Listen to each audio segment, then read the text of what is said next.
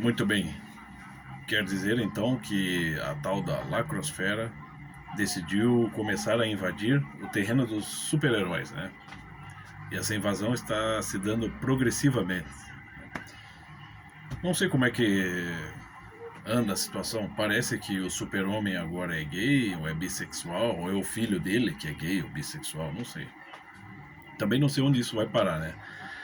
Não sei se teremos uma Diana lésbica, um incrível Hulk travesti, quiçá um Wolverine transexual, não sei, né? Porque o Wolverine passa por várias transformações, né? Será que ele aguenta essa?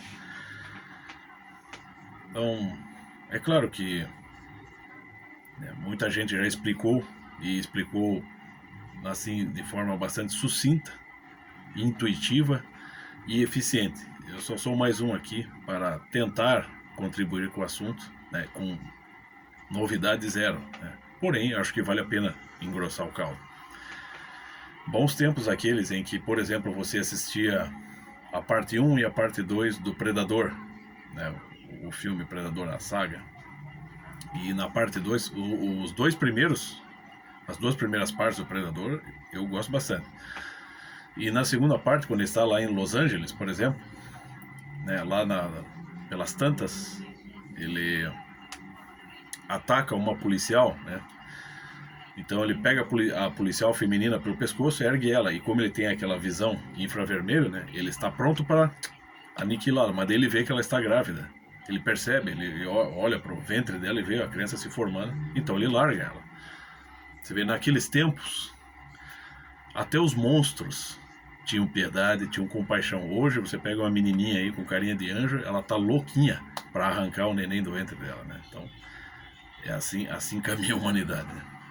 Mas o que eu fico pensando é o seguinte, né? Reiterando aqui o que todo mundo já disse. É uma coisa tão acessória, né, falar da sexualidade de um personagem. Ela não pode, a sexualidade de um super-herói, por exemplo, como personagem, ela não pode estar em primeiro plano, né? Qual que é qual que é a missão do super-homem, por exemplo, nos quadrinhos e nas telas? É de proteger as pessoas, né? Vamos dizer, proteger a humanidade, mas assim, proteger cada pessoa a quem ele tiver acesso.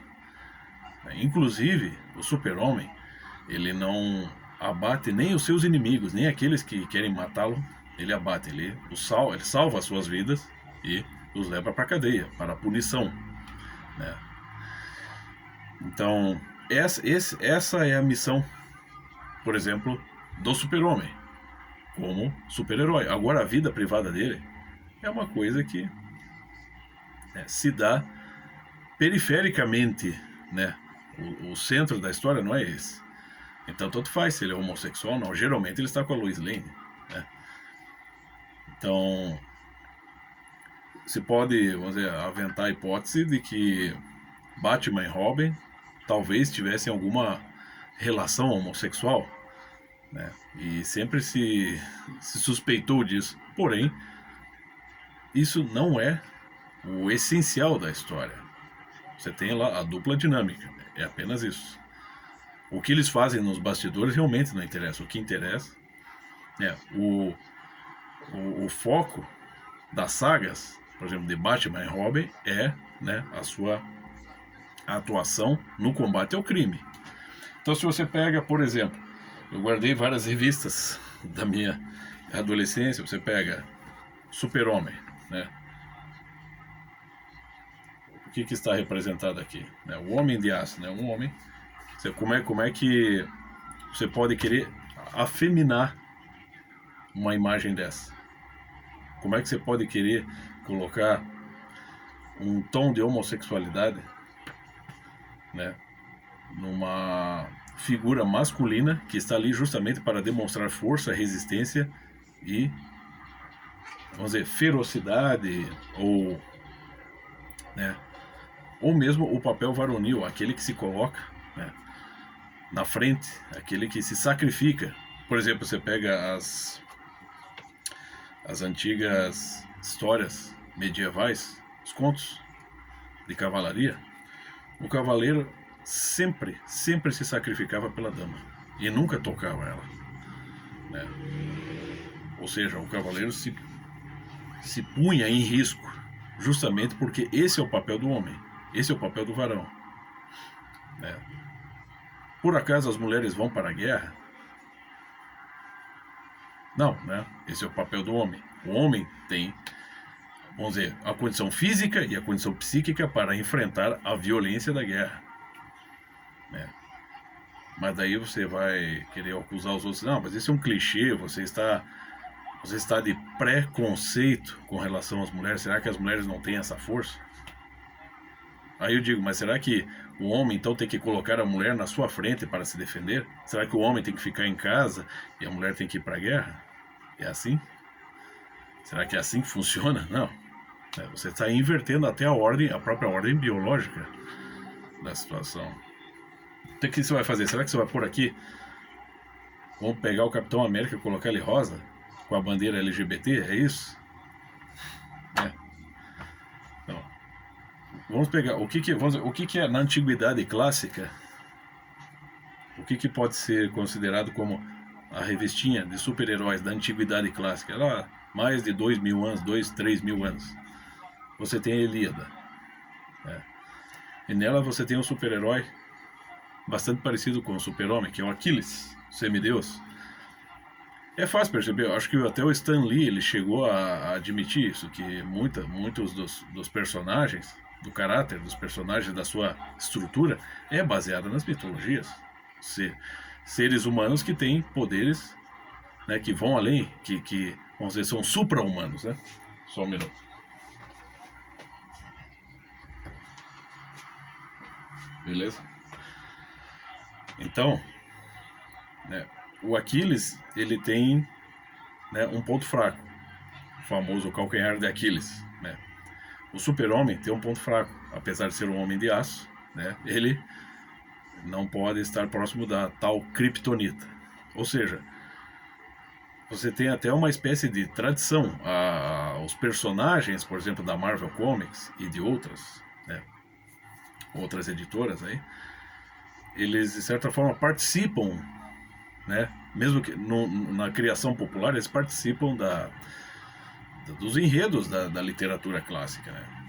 Então, se o super-homem é gay ou não, se ele sempre foi gay, ou se agora é melhor ele ser gay para você incluir, vamos dizer, a política de inclusão, realmente isso não vai fazer diferença.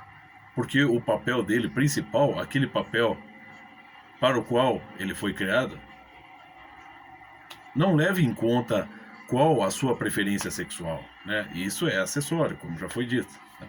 Então, vamos pegar aqui um exemplo, então, na parte da música. Eu gosto muito, né, entre outras grandes bandas, o Queen. E o Queen, a banda Queen, foi liderada por quem? Freddie Mercury. Uma das vozes mais bonitas na história do rock. Talvez a mais bonita, né? E o Freddie Mercury, sim, era homossexual assumido. Freddie Mercury também foi casado, gente. Foi casado, tem 2 filhas. Eu acho que ele já é avô, apesar de estar falecido, né, há 30 anos. Certamente ele já é avô, já tem netos, né? Mas o Freddie Mercury, sim, ele, vamos dizer assim, caiu na homossexualidade, ou por alguma tendência, ou porque degenerou, sabe-se lá Deus. Mas será que toda aquela inspiração dele para melodias, aquele timbre dele, será que tudo isso vem o quê? Das orgias, né, em que ele se meteu, as orgias homossexuais em que ele se meteu? Veja bem, gente, eu também conheço a história do rock. Em um dos shows, no final de um dos shows do Queen, acho que ainda nos anos 80, o Freddie Mercury começou a passar mal, começou a se sentir mal do estômago, né? Foi levado para o hospital, foi feita uma lavagem estomacal. E o que detectaram lá? Sêmen. Então, assim, cara, o Freddie Mercury ele fez força para pegar AIDS, né? Porém, né, é aquela coisa, separar o artista da obra, né? E isso é também um ponto importante, né? Tanta gente hoje, não, você tem que separar o artista da obra, porque eu não concordo com as posições dele, mas eu admiro o trabalho dele, beleza. Mas será que tem que, no caso do super-herói, será que não pode valer o mesmo critério? Se o super-homem é gay, não interessa. O que importa ali é a função dele, é o trabalho dele, né? É aquela capacidade extraordinária dele, né, de, né, vamos dizer assim, lutar contra o mal, vamos dizer assim, defender o bem. Então, obviamente a inspiração do Freddie Mercury, tanto para as composições como para o aperfeiçoamento da sua voz, a maturação da sua voz, não vieram dos boquetes que ele fez, não vieram, né? Eu acho que ele não estava escrevendo música enquanto estava, né, dando rabo, não é mesmo? Olha, se você levar esse assunto para a filosofia, até o professor Olavo uma vez aventou a hipótese de que o próprio Platão talvez fosse homossexual. Será que a filosofia do Platão é voltada para os homossexuais? Não, a filosofia do Platão é uma filosofia universal. Platão, vamos dizer assim, né, a partir de Sócrates, Platão é o pai da filosofia, né? Ele que funda a filosofia e funda os métodos, inicia a fundação dos métodos de investigação científica, né? É um dos pilares do Ocidente. Agora, se ele era homossexual ou não, eu não sei se isso interfere, entendeu? As preferências sexuais de Platão lá, 300 anos antes de Cristo, realmente não afetaram a sua obra. Ele não projetou problemas na sua obra, porque sua obra está voltada para, assim, através do diálogo, né, compreender cada vez mais a verdade, os fundamentos das coisas que nos rodeiam, os fundamentos do próprio ser humano, né? Ou seja, elevar o espírito humano, elevar a intelectualidade humana para algo até além do seu próprio corpo. Muitos diálogos do Platão são isso. Pega o Críton, né? Pega o Timão. Quer dizer, não está voltado para qualquer preferência sexual ou para a vida privada. Você pega o Sócrates. Sócrates não era gay. Sócrates era meio que nem o professor Olavo, tinha vários filhos, né? Tinha a Xantipa, a esposa do Sócrates, que é uma mulher insuportável, né? A vida, você vê que essa ali, se você pegar a apologia de Sócrates, né, você tem ali uma participação mínima da esposa dele, né? Quando ela chega no tribunal e vem apelar para que o soltem, porque ele precisa sustentar a casa, e ele fala, levem ela daqui, né? Esse é o momento, é o único momento que você tem interferência da vida privada dele na filosofia, assim, registrada ali na história dele. No mais, ele está ali buscando a verdade, né? Está buscando, encontrando e demonstrando a verdade, né, para todos. Agora, se ele é pai de não sei quantos filhos, se a vida dele com a esposa está boa ou não, realmente isso não interferiu, ele não projetou isso na obra dele. Freddie Mercury não projetou o talento dele, nem a voz dele, assim, não projetou a putaria, a homossexualidade dele no trabalho dele como músico, né? Você pode até pegar The Show Must Go On, ele faz um desabafo sobre a vida dele, beleza, mas isso não interfere na criação musical, né? E até aquele desabafo pode servir de lição para muita gente. Uma lição contra ti agora, não faça isso, né? Mas as músicas do Freddie Mercury não são todas voltadas para isso, né? A técnica de composição e a técnica de voz não tem nada a ver com as preferências sexuais dele. Então, querer misturar as coisas e querer colocar, vamos dizer assim, querer colocar a sexualidade como centro, né, do tema, aí você perverte a coisa. Por exemplo, você pega também, alguns anos atrás, acho que uma das últimas vezes que eu assisti a Rede Globo foi entre 2003 e 2004, eu não suportei mais. Então eles estavam relançando, que foi a última vez, vamos dizer, o último benefício da dúvida que eu concedi à Globo, né? Como telespectador da Globo. Então, eles estavam regravando a série Sítio do Pica-Pau Amarelo. Eu tenho ainda, acho que alguns volumes guardados aqui do Sítio do Pica-Pau Amarelo, do Monteiro Lobato. E assisti a primeira versão, né, que foi gravada, acho que entre o final dos anos 70 e início dos anos 80. Eu estava ali na cena nesse tempo, cresci assistindo isso ali. Daí você tem o Pedrinho, a Narizinho ali, né? Eles voltando no tempo. Você pega o livro, o primeiro volume da Sítio Pica-Pau Amarelo, todas as crianças ali, voltam no tempo, são transportadas para a Grécia Antiga e elas testemunham, né, os trabalhos de Hércules, né? No caso, ele abatendo o leão de Meneia, né? E ele explicando tudo, eles conversando com o Hércules, quer dizer, Monteiro Lobato montando, um dia fazendo uma ponte entre a educação infantil e a educação clássica.